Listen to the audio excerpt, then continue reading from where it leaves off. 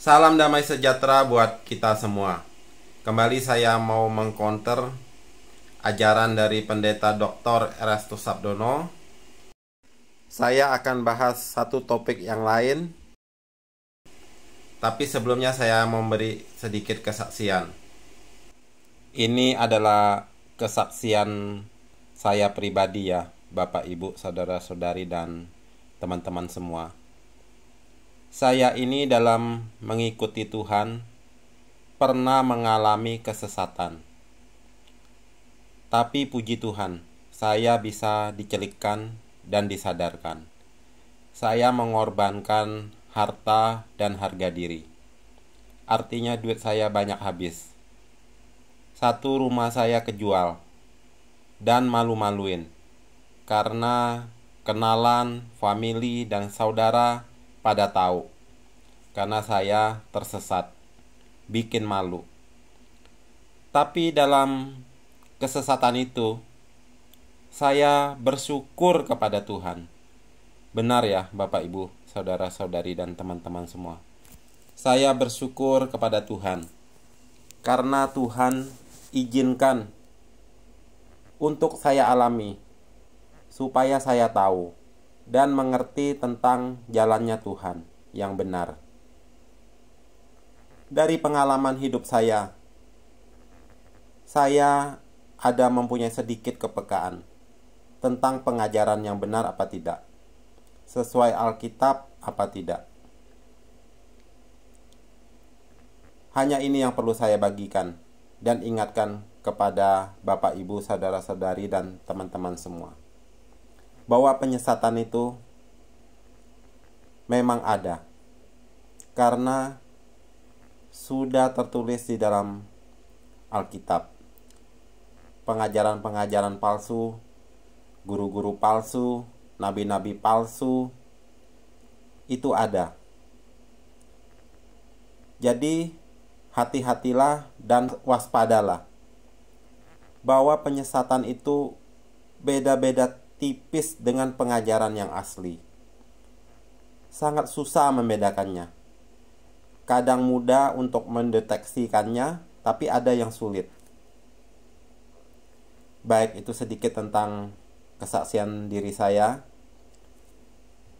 Tujuan saya mengcounter pengajaran dari Pendeta Dr. Erastus Sabdono ini untuk memberi masukan kepada orang Kristen yang percaya kepada Tuhan Yesus, untuk menyaring ulang pengajaran dari beliau.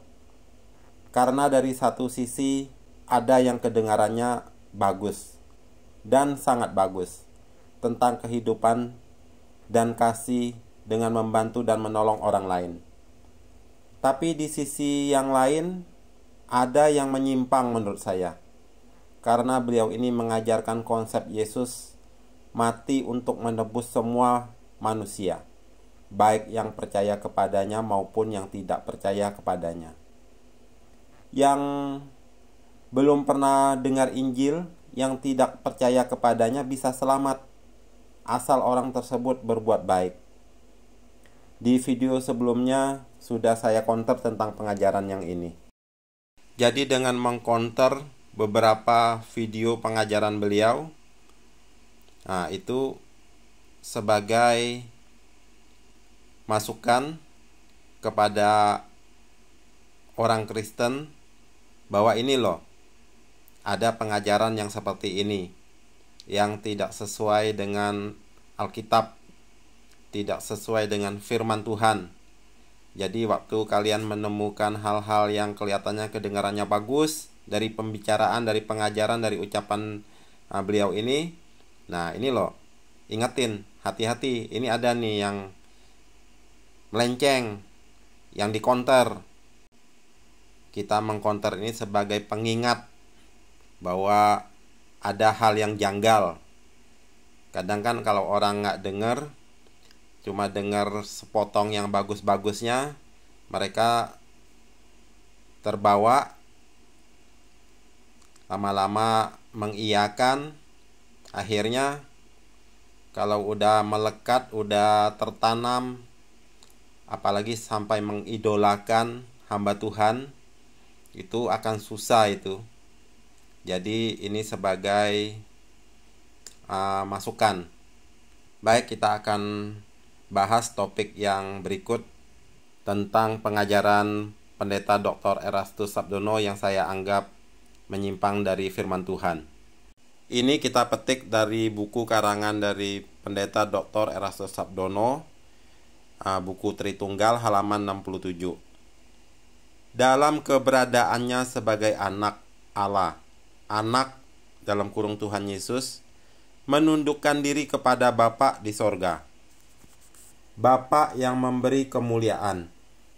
Bapa juga yang bisa mengambil kemuliaan yang telah diberikan. Firman Tuhan jelas mengatakan bahwa kemuliaan yang diberikan oleh Bapa bukan milik Tuhan Yesus sendiri. Dengan keadaan ini maka ada kemungkinan Allah anak bisa dilucuti atau dikosongkan dalam kurung kenosis. Dengan kalimat lain yang tidak enak didengar adalah dibunuh. Sama seperti kalau manusia dihilangkan nyawanya, maka tinggal rohnya. Demikian pula Allah anak dibunuh, yang ditransplantasikan pada rahim Maria. Allah anak tidak pernah menjadi roh saja tanpa dibunuh oleh Bapa. Dalam hal ini, Allah anak benar-benar kehilangan semua kesadarannya. Dalam segala hal, ia disamakan dengan manusia. Yang perlu kita garis bawahi adalah dalam hal ini, Allah anak benar-benar kehilangan semua kesadarannya. Itu ya yang kita perlu bahas. Itu adalah buah pemikiran dari Pendeta Dr. Erastus Sabdono yang mengatakan bahwa Yesus waktu jadi manusia dikandung di dalam rahim Bunda Maria, itu semua kesadarannya tentang Bapa, tentang yang ada di sorga itu dihilangkan. Benar-benar kehilangan semua kesadarannya. Ajaran apa yang sudah diberikan oleh Pendeta Dr. Erastus Sabdono ini kelihatannya kalau kita nggak jeli, ini hal yang sepele ya. Akan lolos dari pengamatan kita. Hal yang kalau kita nggak cerna itu sekilas lewat gitu. Tapi dari buah pemikiran beliau ini kita bisa lihat apakah ini ada kesesatan di dalamnya itu dari segi pemahaman tentang firman Tuhan. Nah, ini hal yang penting. Kelihatannya perkataan seperti itu mau dibahas, sepele gitu, kurang kerjaan. Tapi dari situlah kita bisa lihat apa yang ada di pikiran, pemahaman, pengajaran yang diberikan oleh beliau ini. Itu bisa tergambar dengan jelas. Kita patokannya firman Tuhan. Sekarang kita cocokkan dengan firman Tuhan.